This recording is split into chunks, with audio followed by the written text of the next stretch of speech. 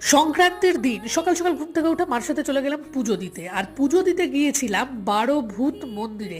এই যে মন্দিরটা তোমরা দেখছো, এটাই হচ্ছে 12 ভূত মন্দির, অর্থাৎ ভগবানের দ্বাদশ অবতারের পুজো হয় এখানে। জায়গাটা কোথায় সেটা তো শেষে বলছি, তার আগে দেখে নাও এখানে মারাত্মক লাইন দিয়ে লোকে পুজো দেয় ভোরবেলা থেকে। আর এই হচ্ছে ভেতর। আর এখানে সংক্রান্তিতে পুজো হয় বনদেবীর। আর এটা এমন একটা মন্দির যেখানে জোড়া হাঁসের ডিম দিয়ে পুজো দেওয়া হয়। আর এই যে গাইস, এটা হলাম আমি, পুজো দিয়ে বেরিয়ে পড়েছি। আর এটা হচ্ছে জল বেলুন।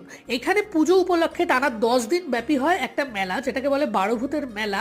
আর সেখানেই এই জল বেলুন গুলো পাওয়া যায়। আজকে যেহেতু সংক্রান্তি, তাই বাড়িতে স্ট্রিক্টলি পিওর ভেজ, তাই যতই খাবারের দোকান বসুক না কেন, নিরামিষ খাবার ছাড়া কিন্তু তোমাদের বাড়িতেও কি সংক্রান্তিতে পিওর ভেজ হয়? কমেন্ট বক্সে জানাও। আর এই দেখো, দাদা হচ্ছে জিলিপি, স্লো মোশনে দেখে নাও জিলিপি, আহা। আর এই যে গাইস, দেখো দেখো, এটা হচ্ছে খোসাওয়ালা বাদাম। এই জায়গাটা হচ্ছে সাউথ কলকাতার বাঘাযতীন আর রানীকুঠির একেবারে মাঝখানে বিজয়গড়ে 12 ভূতের মেলা। আর এবছর নিয়ে কিন্তু এটা 72 বছরে পড়লো। তার মানে বুঝতেই পারছো মেলাটা কত বছর পুরনো।